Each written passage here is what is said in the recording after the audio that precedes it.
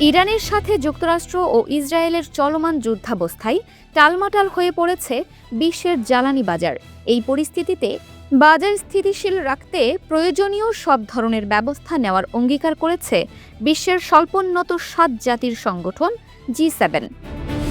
সোমবার ৩০ মার্চ ফ্রান্সের উদ্যোগে আয়োজিত এক জরুরি টেলিকনফারেন্স শেষে এই ঘোষণা দেন জোটের অর্থমন্ত্রী ও কেন্দ্রীয় ব্যাংকাররা।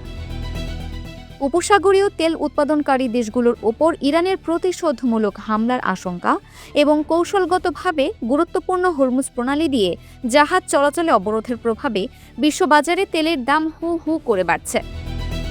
সোমবার সকালে ব্রেন্ট ক্রুড তেলের দাম ব্যারেল প্রতি $116 ছাড়িয়ে গেছে। G7 এক বিবৃতিতে জানিয়েছে, জ্বালানি বাজারে স্থিতিশীলতা ও নিরাপত্তা রক্ষায় তারা অংশীদারদের সাথে নিবিড় সমন্বয়ের মাধ্যমে প্রয়োজনীয় পদক্ষেপ নিতে প্রস্তুত। যুক্তরাষ্ট্র, Canada, Japan, Britain, France, Germany ও ইতালি এই 7 দেশ তেল, গ্যাস ও সংশ্লিষ্ট পণ্যের উপর অযৌক্তিক রপ্তানি নিষেধাজ্ঞা আরোপ থেকে বিরত থাকার আহ্বান জানিয়েছে।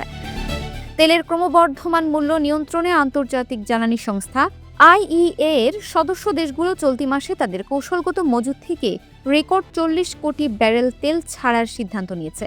জাপানের অর্থমন্ত্রী জানিয়েছেন, তেলের উচ্চমূল্য বিশ্বের অর্থনৈতিক প্রবৃদ্ধিকে বাধাগ্রস্ত করতে পারে, যা দীর্ঘায়িত হতে দেওয়া যাবে না।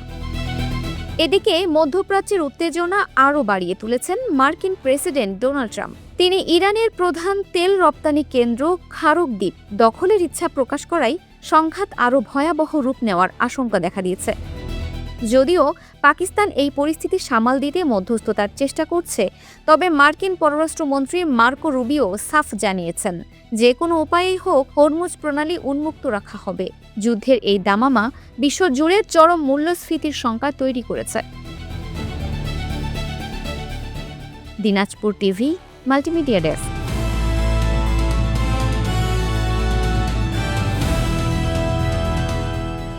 দিনাজপুর টিভি, মানুষের জীবনের কথা বলে।